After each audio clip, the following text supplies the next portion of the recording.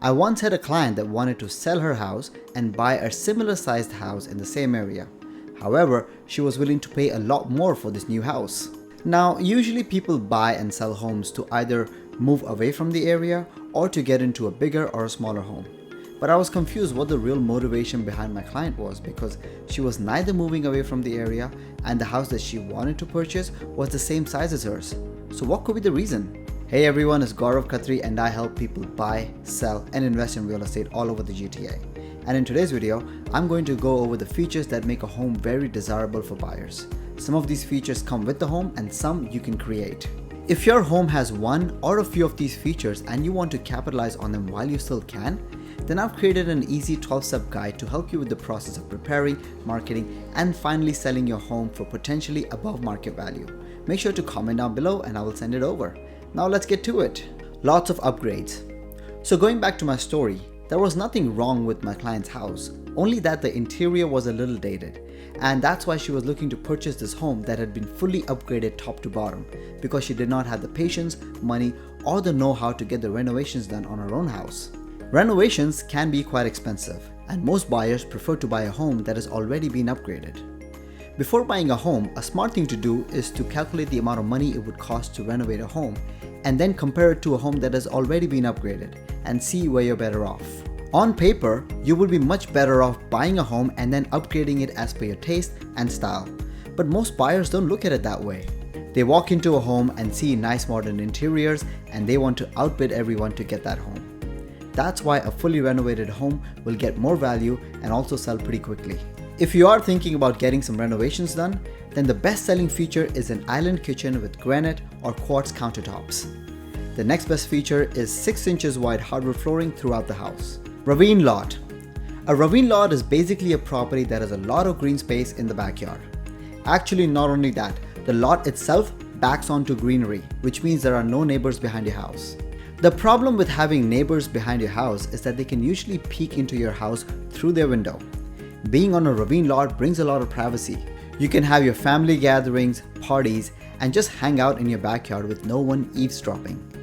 These lots are usually situated in quiet areas with low speed limits. The big lot size and privacy are 2 key reasons why people prefer to buy a ravine lot. I actually used to live in a property that backed onto green space. It wasn't until I moved out that I realized how great that property was. My landlord would constantly get calls from contractors and investors because they wanted to tear down the house and build a custom designed home.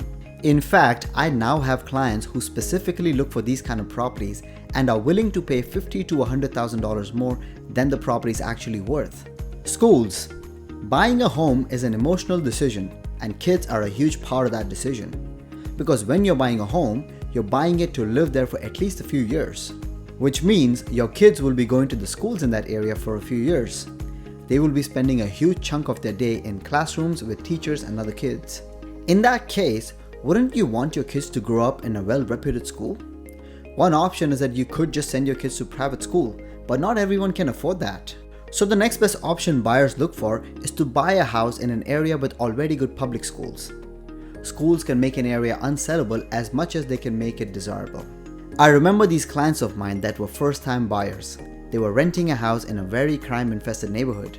Due to the rising prices, they had given up on buying a home until one day, this client heard one of her kids who was in the 6th grade talk about guns and drugs. They immediately called me to start looking at homes far away from where they were, but in a decent neighborhood with good schools. We found a home that needed a bit of work, but it was in a fantastic Catholic school neighborhood, at least an hour drive away from where they wanted to be. Now these parents would do anything for their kids, and that's why they bought the home with a quick closing. In fact, I've personally moved houses based on schools because I care more about where my kid grows up. If you're liking this video so far, please make sure to give me a quick thumbs up and hit that subscribe button to keep getting updates on my latest content on a regular basis. Staging. This is not a feature of a home, but a well-staged home attracts a lot of eyes. Just like upgraded homes, buyers will look at the aesthetics and the use of space in a house. Most buyers will say that they can look beyond staging, but they can't. Stagers these days are way too good at making a home look like the inside of a hotel room. The home feels brighter, larger, and new like no one has ever lived there. Staged homes sell 2 to 3 times faster and 20% of them even get multiple offers. Staging can be expensive, but if done right, it pays for itself and then some. I sell homes for a living and I've seen tons of homes, but if given a choice, I would rather see a well-staged home than one that isn't. Sellers don't want to invest in staging because of two reasons. One, they don't want to spend the money in case the home doesn't sell. And two, they don't want to live with someone else's furniture that has been used to stage other homes. So the next best thing to do is to get a staging consultation, where the stager gives recommendations of what you can do to make the home look presentable. And it costs 10% of what it would if you were to stage a home completely. One of my clients did that. Before we listed the home, a stager walked around their house and then provided them with a consultation report. Based on the report, the sellers decluttered and organized the furniture and went out over the weekend to buy the recommended decorative items. There was a night and day difference in the before and after pictures of the home. It was a slow market, but we were busy with showings until the day we sold. Finished basement. This is something I've noticed recently. A finished basement not only increases the chances of selling faster, but also at a much higher price. It used to cost an average of $20,000 to $40,000 to finish a basement. But due to the crazy inflation, the cost of everything has gone up. So it would now cost an average of $40,000 to $60,000 to finish the same basement. Hence, buyers would rather find a home that already has a finished basement instead of having to spend that extra cash to finish one at inflated prices. Homes that have a legal basement that can be rented out to generate income receive multiple offers and are currently selling at way above market value. In fact, I've seen homes on the market with a finished basement that could potentially generate some income but are not up to the building code, which means they're not legal in any sense. Those homes too are selling at a premium because the cost to make it a legal basement later on isn't much. The potential to make some income from the basement really helps with the mortgage payments. In fact, when I do have listings, the most common question I receive from buyers and their agents is if there is any potential to create a separate entrance along with a kitchen, bathroom, and a bedroom so that a tenant could live there. However, not all buyers want a finished basement to generate income. I have this one client that wants to downsize to a bungalow. Currently, they live as a joint family. The parents live in the basement and his family lives upstairs. So now when they move, they still want to live together in the same setup. But basements can be claustrophobic, and that's why they prefer a walkout basement, which if you have one is even better than just a finished basement. Price.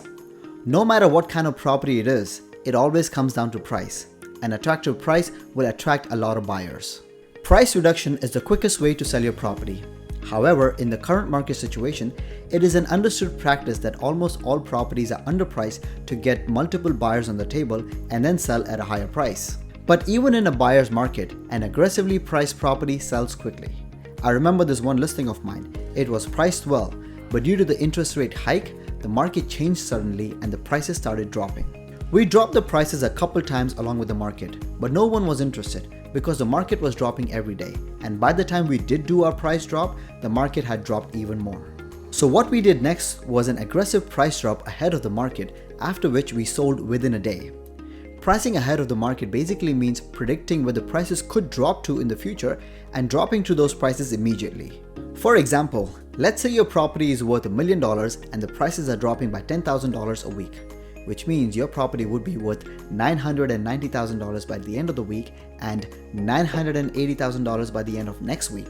So instead of waiting for the week to end and then dropping to $990,000, you drop to $980,000 or even $970,000 immediately.